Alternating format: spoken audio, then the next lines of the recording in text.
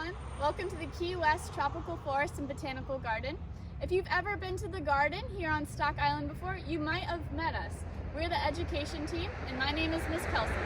And I'm Miss Nicole. So today, we're going to learn all about plants. Let's get started.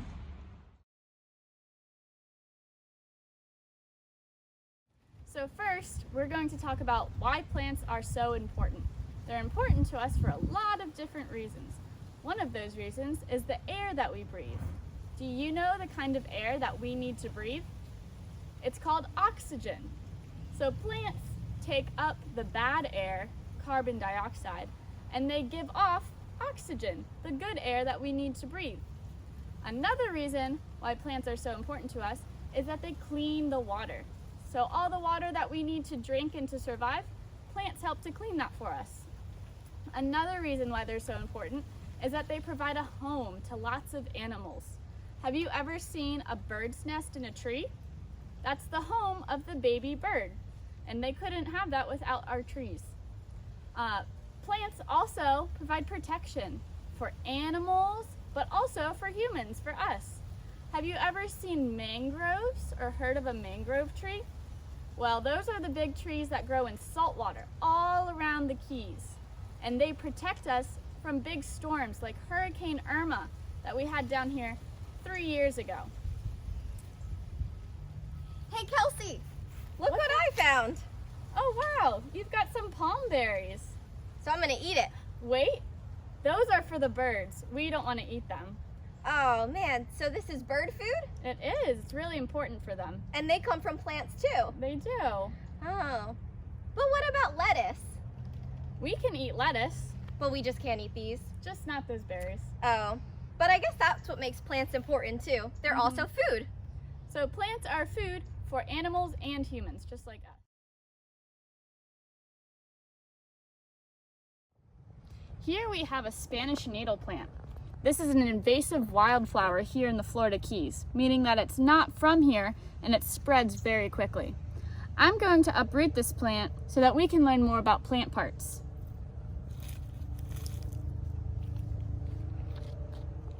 Now we're going to talk about the different parts of plants.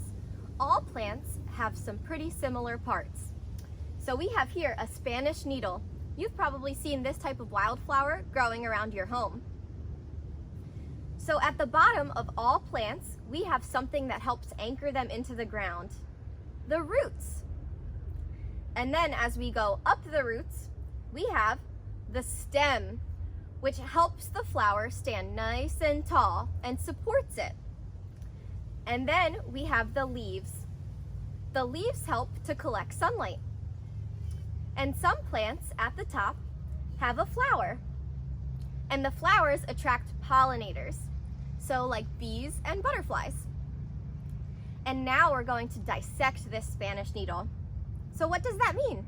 We're going to take it apart and take a closer look at all of the parts of this plant. So let's start at the bottom. First, we need our roots.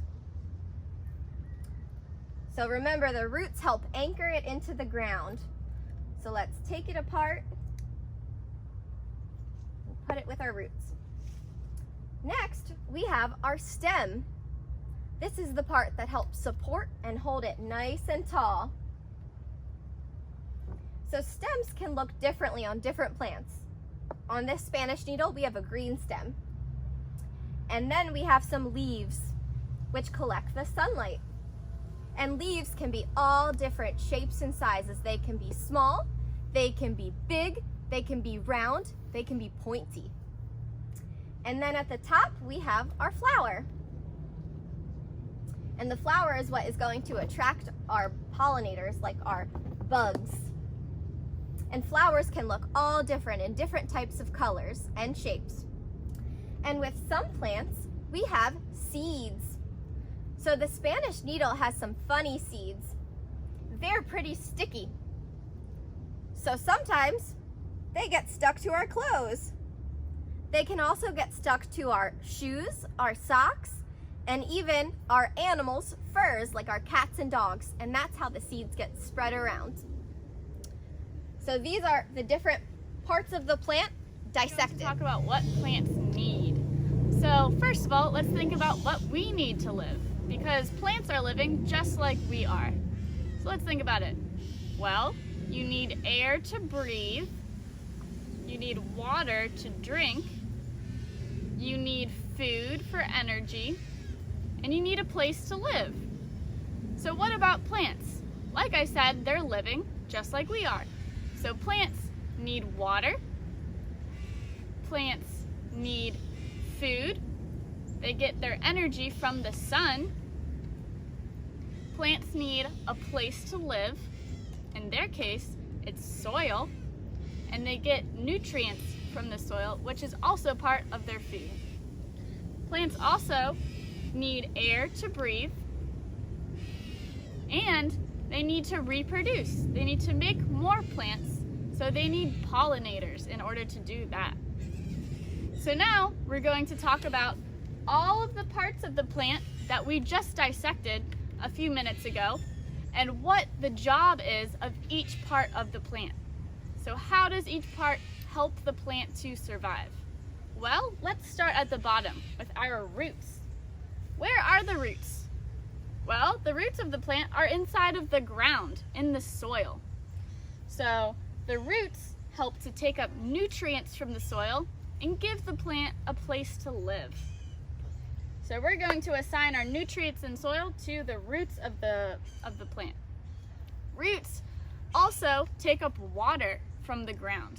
That water needs to travel throughout the plant into the leaves and into maybe the flower of the plant. So the stem's job is to move that water all the way up through the plant so that it can survive. Another thing that plants need is sunlight, right? They need to make energy and make their own food from the sun. That happens in the leaf of the plant. Another thing that the leaves will collect is air. So plants actually take in carbon dioxide, which is the air that we don't want, bad air, and they give off oxygen, which is good air. That's the air that we need to breathe. Finally, when we make it to the top of our plant, you'll sometimes see a nice pretty flower. What's the job of a flower? Well, it attracts butterflies, bees, birds, bats, or moths that all pollinate the flower and help the plant to reproduce and to make more plants. We dissected a Spanish needle and got to see its roots, stem, leaves, and flower. We're going to take a look at some others because not all roots, leaves, stems, and flowers look the same. Let's go explore different plant parts and learn about their functions throughout the garden.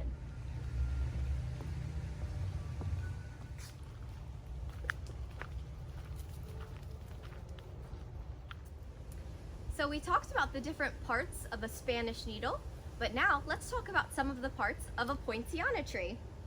So as we can see here, we've got some roots.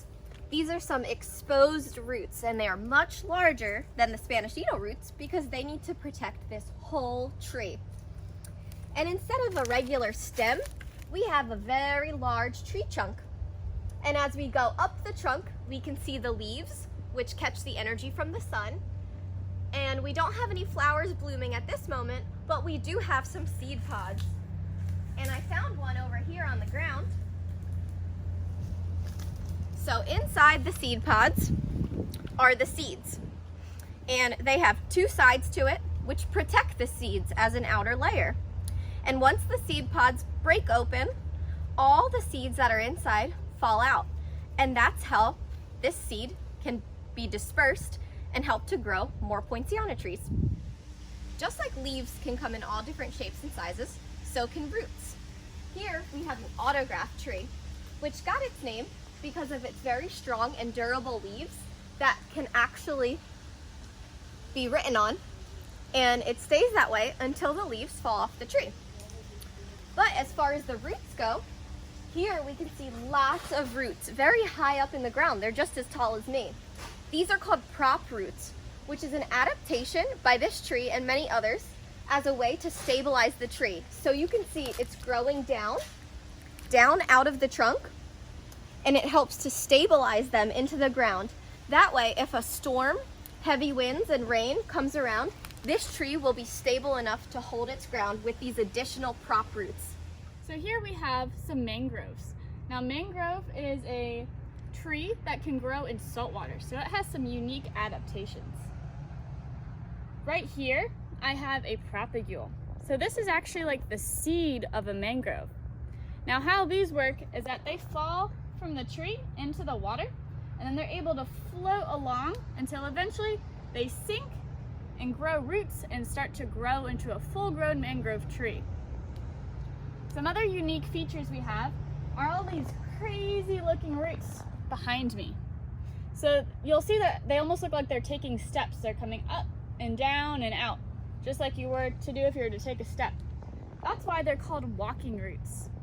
And these trees use their walking roots to anchor them into the ground so that whenever a big storm rolls through with a lot of wind, they don't get knocked over, they stay in place. Another unique part of this tree, we have the red mangroves here, but then also we have black mangroves, which is another species. You can see examples of their roots back here. So all these things that are sticking up throughout this area, those are called snorkel roots. And so what's happening here is this is where the gas exchange occurs for black mangroves. So remember, we talked about how plants take in carbon dioxide, the bad gas, and they give off oxygen. This is where that happens on a black mangrove. Some plants hide their seeds within fruit. Right here, we have an example of fruit growing on a cactus. This is called a prickly pear. And each of these little red bulbs that we see are the fruit of the prickly pear. So if you were to take one off and cut it up, you could actually eat it and it would taste sweet, just like any other fruit would. Inside, you would find a lot of little seeds. So animals will come and eat the fruit off of these trees, and then they'll poop out the seeds later, and that's how the plant spreads. Another example of different parts of a tree that you're probably quite familiar with is the coconut palm, as you can see behind me. Coconut palm have coconuts. And what are coconuts? Fruit. And within the coconut fruit is a seed. What happens is coconut palm are typically near bodies of water. They drop and they can travel that way through the water and eventually spread their seeds. Here we have a Florida box turtle. These guys are native to Florida and the Florida Keys and can be found throughout the leaf litter and on the ground all throughout the garden. They will be found feeding on berries, fruit, and even leaves. And they help to spread seeds by doing that. Just like the Poinciana seed pods that we saw earlier that were meant to protect the seeds inside, some parts of the plant are designed to protect the whole plant. Right here, we have a poison wood. Every single part of this tree, from the bark to the branches to the leaves, are poisonous, which deters potential predators. Here we have a rare wax palm from Cuba. And these palm fronds grow these spiky edges here, almost like shark teeth. And the reason they do this is as it grows up, the palm fronds have this adaptation in order to protect the head of the palm, which is where the growth is at. So these spikes protect the palm against potential predators like creatures trying to climb up it. So here we have a thatch palm, and we're going to talk about the leaves, because we have a really big leaf here, unlike that Spanish needle that we looked at earlier. Now the reason that thatch palms have such big leaves is because they need to catch a lot of sunlight. But as you can see, the thatch palm is pretty low to the ground. And here we're in a hardwood hammock environment where there's lots of shade overhead. So they need a really big leaf in order to catch more sunlight.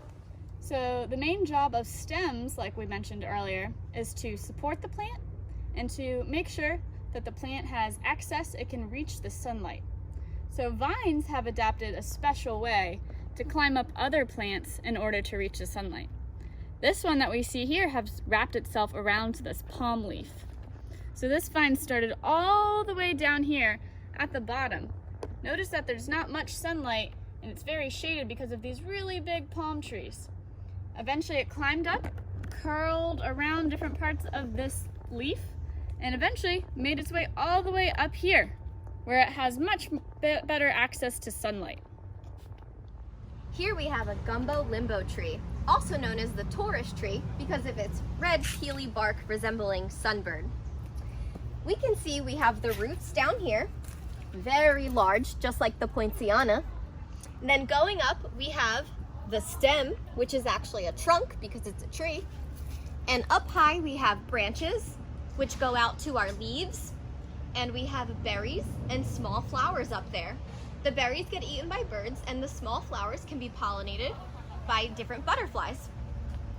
Now, most plants get photosynthesis through the leaves, and that's it. But the Gumbo Limbo is special because it can photosynthesize in two different ways, in the leaves and also the bark. So the way photosynthesis is, the leaves have chlorophyll, which make them the color green. And this bark also has green underneath. And the chlorophyll soaks up the sunlight and gets energy from the sun. And that's how it goes through the process of photosynthesis, along with water and air. So this tree is very special because it can photosynthesize in two different ways, through its leaves and its bark, which is pretty unusual for most plants. Some parts of plants have many other additional functions, such as medicinal properties. Here we have the allspice tree, which has medicinal properties, meaning it can be used as medicine. So this tree can be used to create medicine from its leaves and even its berries, which can help with things like upset stomach, and it can help with low energy and fatigue. Some plants have flowers on top, like this one right here. This is a dwarf Poinciana. The job of the flower is to attract pollinators. So that can be butterflies, bees, wasps, moths, or bats, even some species of birds. The brightly colored petals, like we see here, are used to attract those animals. They also use scent to attract animals. What they're looking for is nectar, found in the middle of the flower. So whenever a butterfly or a bee digs into the middle of the flower, they're looking for nectar, and sometimes they get covered in what's called pollen. It's like a dusty kind of material. That pollen is what gets transferred from one flower to another so that they can reproduce. We can see this guy right here trying to get the pollen off the stamen of the flowers. That's these long parts that are sticking off the end. When he goes from flower to flower, he's actually pollinating them, allowing the plant to reproduce and to make more plants. This right here is a black bead tree, which has no flowers, but on top of it is a vine growing with morning glories. So here is a vine, and here we have a beautiful flower. These flowers have petals. Inside, we have this white stamen, and inside of that, farther inside, is the pollen and nectar. Moths like this flower to pollinate because it's a tube-like structure, so moths have a long proboscis, or tongue-like, where they can stick it deep inside, suck out the nectar, and get some pollen to help spread it around and reproduce and grow more of these morning glory flower vines. If you're interested in learning more about different plants, their functions, and species we have here at the garden, check out KW Virtual Garden by registering for free at keywest.garden/education. Thanks for joining us today and learning all about plants. Hope to see you at the garden next time.